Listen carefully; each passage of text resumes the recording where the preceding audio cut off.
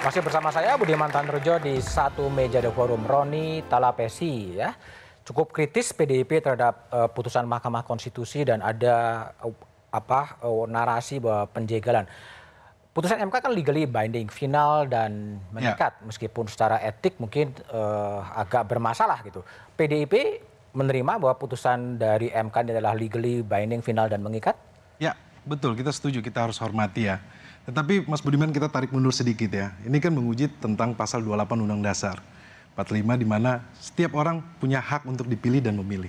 Tetapi yang kita lihat dalam proses ini seolah-olah bahwa ini proses yang spesifik dan terbukti di putusan 90. Spesifik ke satu nama. Nah, ini menjadi pertanyaan. Dan buat kami atas pernyataan teman-teman bahwa ada penjagalan, ini adalah pengalian isu, Mas Budiman. Buat kami ini pengalian isu ke atas apa yang terjadi di Mahkamah Konstitusi hari ini. Dan yang kedua, buat kami konsentrasi kami adalah bagaimana kita menjaga marwah konstitusi MK ini. Dan ini adalah komitmen seluruh anak bangsa. Itu yang perlu kita jaga bersama. Dan PDI Perjuangan konsisten terhadap hal itu. Tapi kan ada juga pernyataan dari PDIP yang mengatakan ada bacawa pres yang kandidasinya kemudian melanggar etika, tidak menghormati hukum. Sebetulnya apa itu yang dimaksud? Ya, ini kan terlihat ya. Dari putusan MK ini kemudian terkait dengan putusan 90, ini kan menjadi nokta hitam, menjadi catatan sejarah bahwa dalam proses demokrasi kemudian ada yang mencoba mengganggu independensi MK. Nah, ini kan sudah terlihat di mata publik ya. Oke, baik. Usman Hamid, kalau pendekatannya legal formal, ya putusan MK itu ya final dan mengikat. Meskipun ada legitimasi dalam proses kandidasinya, dalam proses pencalonannya dianggap melanggar etik. Gimana Anda mencoba menyelesaikan problem hukum formal dan problem pelanggaran etik itu? Saya pernah diajarkan oleh Pak Adian Doyo, seorang hakim agung yang sangat berintegritas di masa Orde Baru. Dia memberikan saya satu kutipan dari para ahli hukum di Belanda di zaman kolonial. Kutipan itu berbunyi, doorbreken de papieren muur. Artinya hakim itu untuk menegakkan keadilan, dia bisa menembus kertas. Gitu. Jadi kalau dikatakan misalnya sebuah putusan Majelis Kehormatan bersifat final dan mengikat, ya, atau misalnya Mahkamah Konstitusi, atau bahkan ketika beberapa tahun lalu ada putusan Dewan Kehormatan KPU yang ketika itu merasa bahwa putusan mereka final dan mengikat, lalu diajukan ke pengadilan yang lebih jauh lagi, tetap bisa diuji. Untuk apa? Untuk mengejar keadilan itu. Keadilan mana? Keadilan yang tumbuh di masyarakat itu. Jadi kalau ada gejolak sekarang terhadap putusan Mahkamah Konstitusi, ada yang salah dengan putusan itu. Sampai putusan itu bisa menenangkan kehidupan masyarakat, sampai memenuhi rasa keadilan masyarakat, di titik itulah keadilan bisa tercapai. Oke. Yang kedua yang saya ingin katakan adalah, tadi Mbak Dani sempat menyebutkan tentang intervensi. Sebenarnya dalam sikap kami secara kolektif di Maklumat Juanda, itu menegaskan bukan hanya Pak Anwar Usman harus mundur, tetapi juga dua hal lagi, yaitu agar Mahkamah Konstitusi segera menggelar uji formil dan uji material terkait dengan perkara yang terdahulu. Idealnya sih, Mahkamah Konstitusi, khususnya Majelis Kehormatan kemarin, memandatkan agar Mahkamah Konstitusi memeriksa kembali putusan nomor 90 itu. Tapi kan itu tidak ada. Dianulir mungkin tidak bisa, tapi setidak-tidaknya dimandatkan bahwa Mahkamah Konstitusi ke depan memeriksa itu segera. Nah, yang lain yang juga sangat penting saya kira adalah kalau memang ada dugaan intervensi dari kekuasaan, misalnya dari penyelenggara negara di lembaga eksekutif, ini kan banyak ditulis oleh para sarjana, salah satunya Thomas Power misalnya, menjelaskan bagaimana ada penggunaan instrumen penegak hukum oleh kekuasaan eksekutif. Kalau itu benar terjadi, sebenarnya DPR punya kewajiban untuk memulai hak interpelasi, untuk bertanya kepada presiden. Atau yang kedua, lebih jauh lagi, mengajukan hak angket gitu. Hanya dengan cara itu kita bisa ketahui. Dan soal sepak bola tadi, ingat, Diego Armando Maradona. Jadi wasitnya itu bukan pamannya Manudi. Dan presiden FIFA-nya bukan Jokowi, Pak. Politik sepak bola sampai Diego Maradona ya. Saya minta Mas Budiman ganti topik, bola aja. Bola. Itu saya analogkan keputusan MK dan final and banding gitu. Kan ada riang gembira gitu loh. Riang gembira dia Diego Maradona. Oke, Bang Afrian Sahnur. Ini gimana koalisi Indonesia Maju kan tadi kan pencapresan Mas Gibran dianggap melanggar etik dan sudah dibuktikan oleh MK.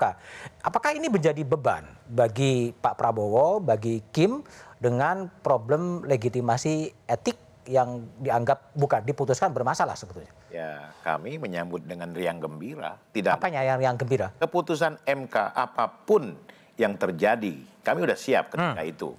Seandainya memang MK memutuskan bahwa usia atau jabatan pernah menjadi wali kota atau sedang menjabat tidak diputuskan, ternyata Mas Gibran tidak bisa maju, kami punya alternatif kedua. Ya kan? Tapi ketika MK memutuskan bahwa keputusan ini diputus oleh 9 hakim, perlu diingat Pak Budiman, 9 hakim agung Mahkamah Konstitusi, ini 9 dewa ini, itu unsurnya 3 dari yudikatif, 3 dari eksekutif. Yang 9 apa nih? 9 hakim MK ini kan terdiri 9 dewa ini. Ya, Dewa melanggar etik tapi ya? Iya, pokoknya 9-9-nya terlepas udah keputusan MK tadi. Tapi 9 ini kan berasal dari eksekutif, yudikatif, sama legislatif. Kita perlu ingat itu. Jadi kita jangan mengatakan semua berpihak kepada keputusan yang 90 tadi. Ya, karena bagaimanapun keputusan yang sudah diputus MK tadi oleh 9 hakim yang merasa hebat tadi, ya. Kita sekarang banyak yang menyalah-nyalakan, oh ini MK. Ketika ada kepentingan teman-teman yang teranulir di sini, mulai marah. Tapi ketika ada kepentingan teman-teman yang tidak teranulir, senang. Contoh lagi dicatatkan oleh Pak siapa tadi, Bang Wahidin atau Pak Nurdin, soal usia tadi.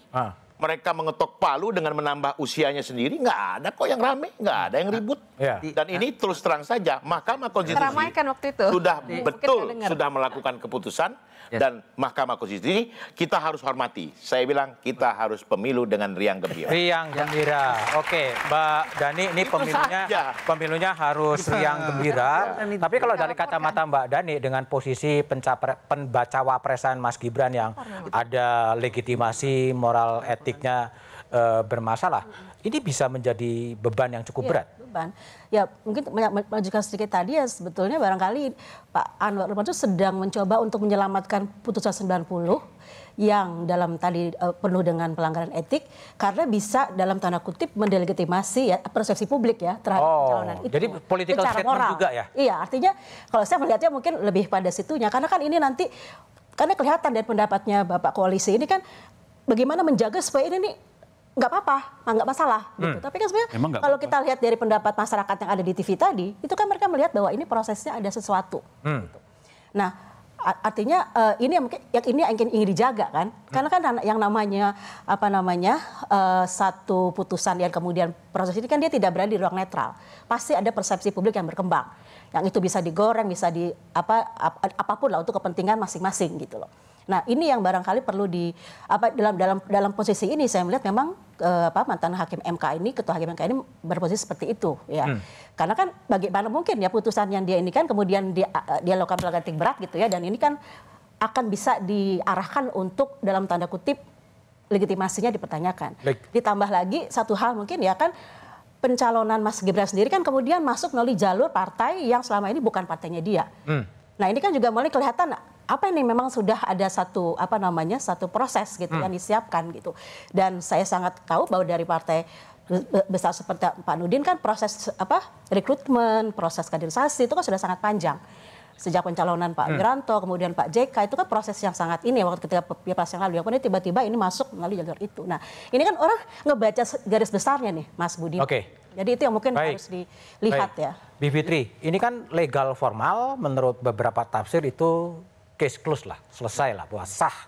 Tetapi ada problem legitimasi moral maupun legitimasi etis. Bagaimana Anda lihat ini menggabungkan problem etis dan problem formal? Apakah memang ketika mencalonkan memang ada problem yang menjadi beban bagi pasangan Pak Prabowo dan Gibran? Ya memang tentu saja ini akan menjadi beban dalam dua hal. Yang pertama sebenarnya dengan posisi, jadi kita memang harus tekankan betul, makanya kami mengapresiasi putusan MK pada titik di mana dinyatakan dengan jelas memang ada pelanggaran etik yang berat oleh Anwar Usman. Nah di titik itu saja sebenarnya secara legal satu itu bisa saja dipermasalahkan di kemudian hari.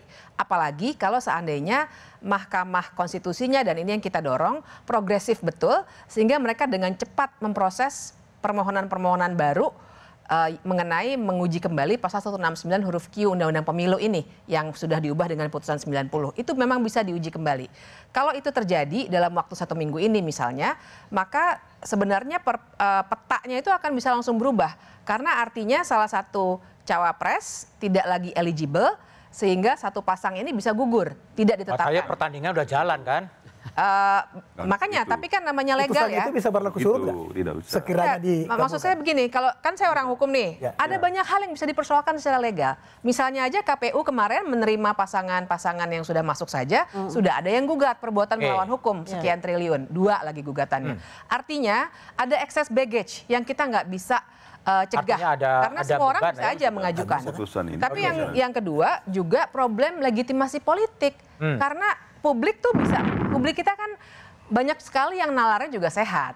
Dan sudah bisa melihat secara kasat mata, seperti kata Mbak Dani tadi, orang tuh akan melihatnya dengan helikopter view. Ini ada apa nih? Ini ada yang cuma berapa hari bisa jadi dicalonkan dari Golkar, kemudian di sininya ada sebuah hukum yang diubah melalui cara-cara yang sangat tidak lazim. Bukankah kreatif itu? Bahkan putusan 90-nya sudah kami eksaminasi, itu ngaconya luar biasa. Sudah kami eksaminasi secara